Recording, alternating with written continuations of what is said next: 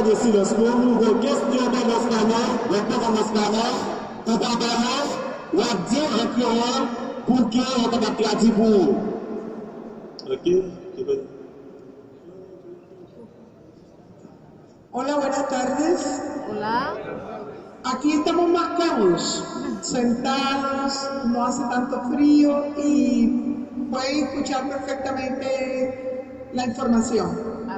Así que gracias por venir. Mire, es sumamente importante que ustedes estén enterados de las últimas medidas que ha tomado el gobierno y solo quiero decirles como recomendación que todos anden en su bolsillo con la identificación, con su RUT, con el certificado de la permanencia definitiva que lo están tramitando o el formulario de una visa que aunque no haya llegado pero que lo tengan.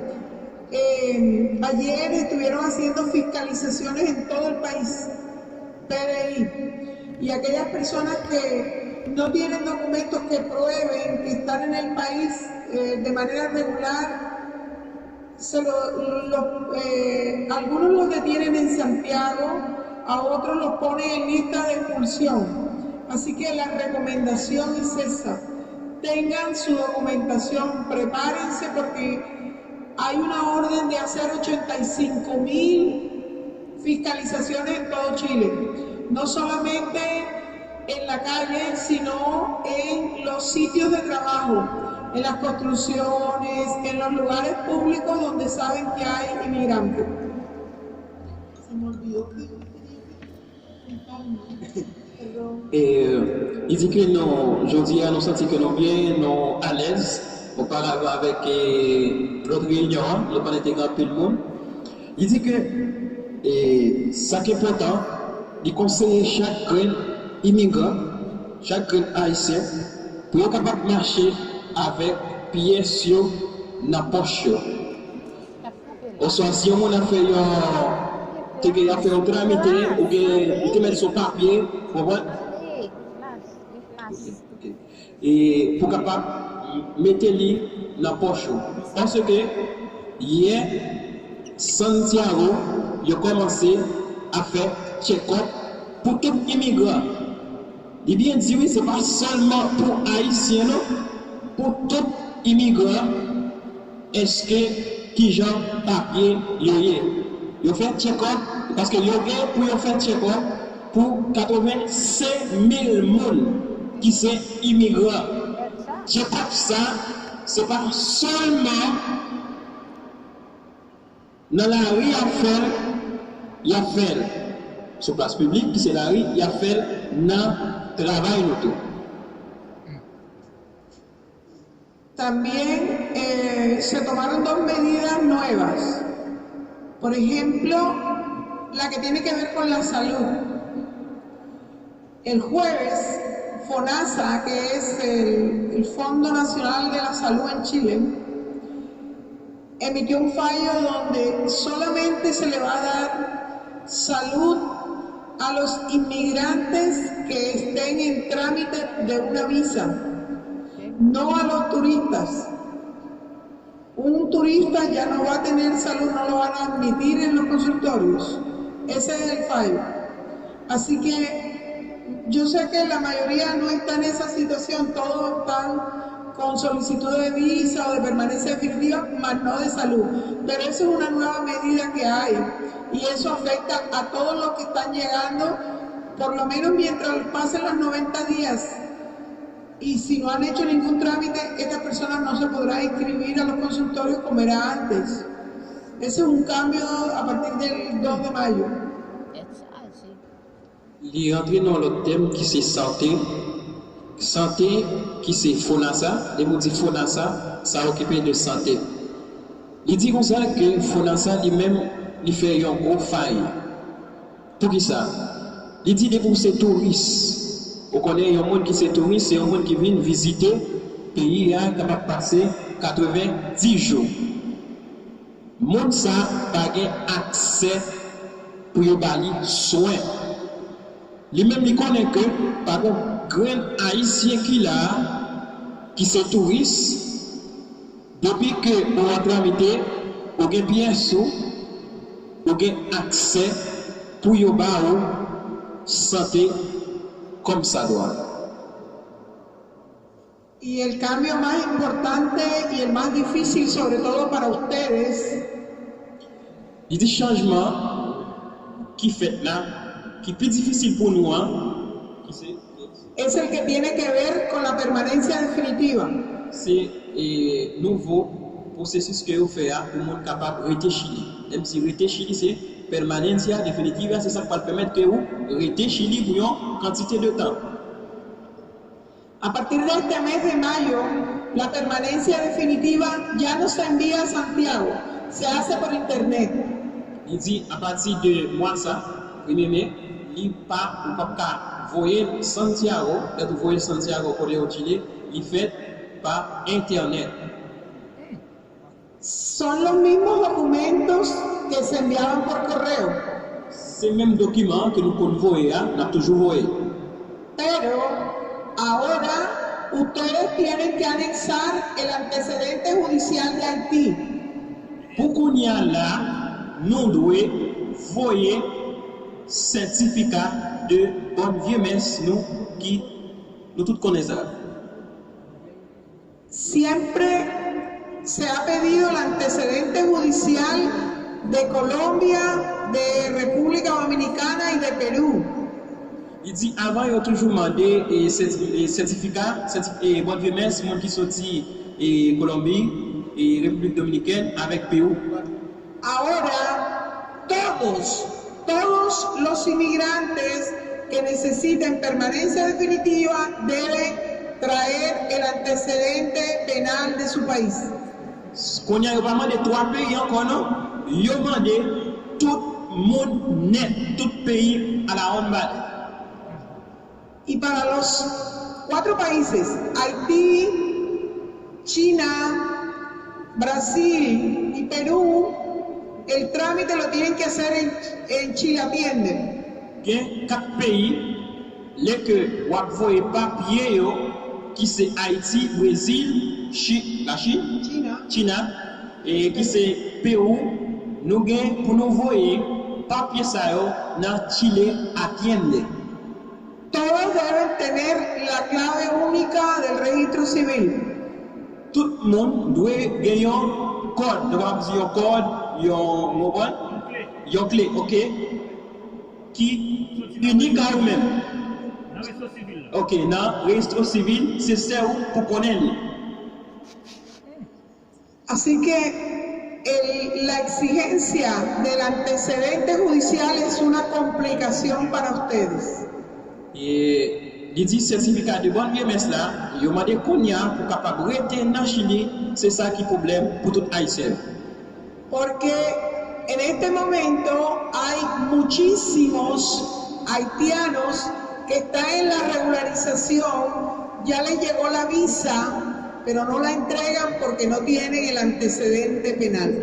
Parce que il y a un pile Haïtien qui dans le système pigné là, que visa yo vini, yo pas capable yo parce que yo pas un certificat de bonne vie messe là.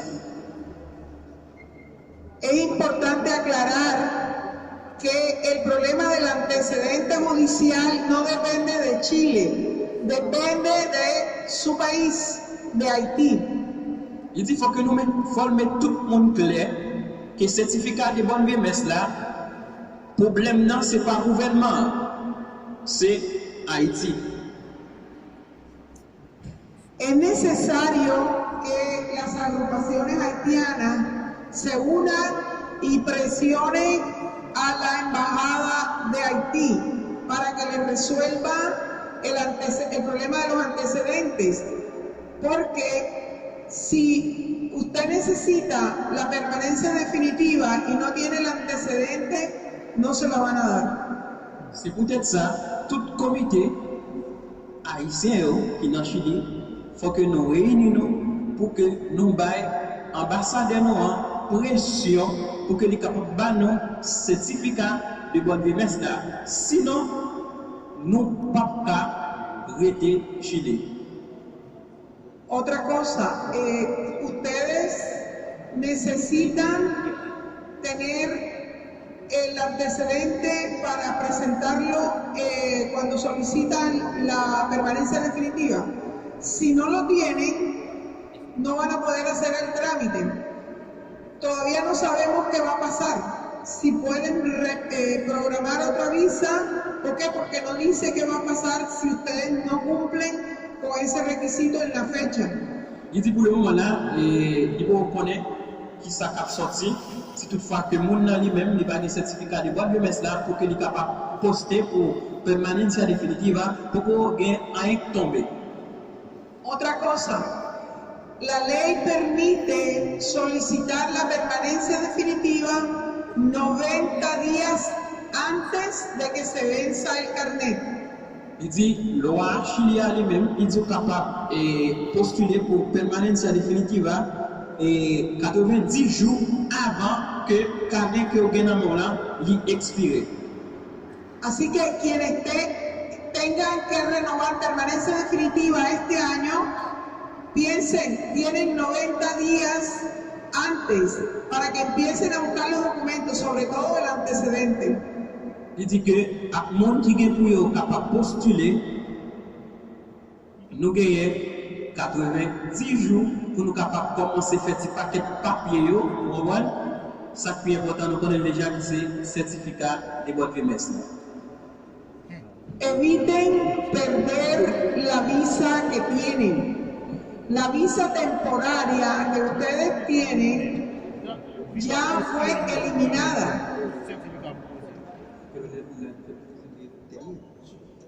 No, la que tienen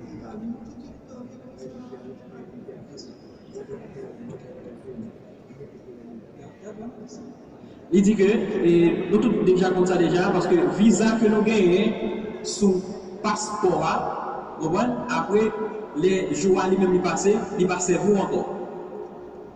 La visa temporaria por motivos laborales que le dieron a ustedes ya no existen. Así que si usted no renueva esa visa o hace permanencia definitiva, pierde la visa temporaria que todavía tiene.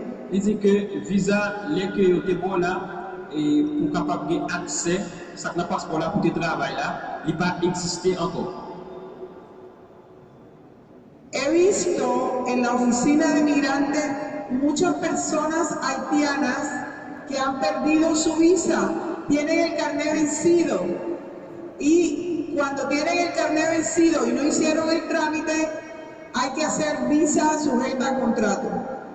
Et grand pile, lui-même dans le bureau, grand pile haïtien qui perdit visa ça parce que yo même yo quitté que les temps yo débarras il passé quand y a là yo mandé yo l'autre contrat.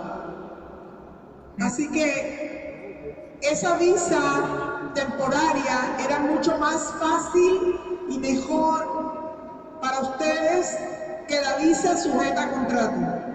Et il dit que visa, ça que nous tous te connaissons, depuis venir Chili au Tébaou, c'est un bagage qui était facile, pour qu'on y a là, d'échanger que tout le monde connaît, qu'on y a au moment où l'autre contrat. Si usted no reúne las condiciones o los requisitos para la permanencia definitiva, ustedes pueden renovar esa visa temporaria por un año más. Et si toutefois que vous-même vous pas gagné tout ça que vous demandez là, pour capable de rester Chili ou soit permanencia definitiva, ou capable de renouveler canet yote bola pour un an, ou soit 11 mois, ça va dépendre de vous qui là, ou capable de refaire encore. La puede renovar siempre y cuando no esté vencido el carnet. Il dit capable de renouveler, ce n'est pas les canets lui-même qui expirent, non? Ou capable de renouveler les canets pour expirer. Si el carnet se venció, le toca presentar una nueva visa, la visa sujeta a contrato. Il dit comme ça, si le canet lui-même il expire, quand il y a la bonne qui sont pas fait pour renouveler, il faut présenter un contrat. La visa sujeta a contrato es la peor visa, no es buena para ustedes. Pour qu'on y a là, visa pour gagner sécurité de travail, pour avoir ces travail-là qui vont accès pour gagner, c'est plus vieux bagaille, yo monde te gagner pour qu'on y a là. No es buena porque solo pueden trabajar con el empleador que le da el contrato, nada más con esa persona. Pour qui ça? Parce que on doit travailler seulement avec patron qui va un petit bout de papier ça ou pas qu'à travailler avec l'autre monde. C'est pour raison ça, c'est plus vieux bagaille. Pour le moment là, il y a un monde capable de gagner. Y para pedir la permanencia definitiva le piden 24 imposiciones en línea. Pour capable postuler pour soit fait demande, pour capable rester Chili, rester Chili c'est une permanence définitive, ou besoin 24 cotisations. Les cotisations c'est ça patron lui-même lui paye pour dans FONASA, dans AFP, ou besoin 24. Con la visa temporaria solamente 8. Avec visa temporaire. Oye, yo, information ça va aller plus bien. Oui, il y a visa, à 8 parties.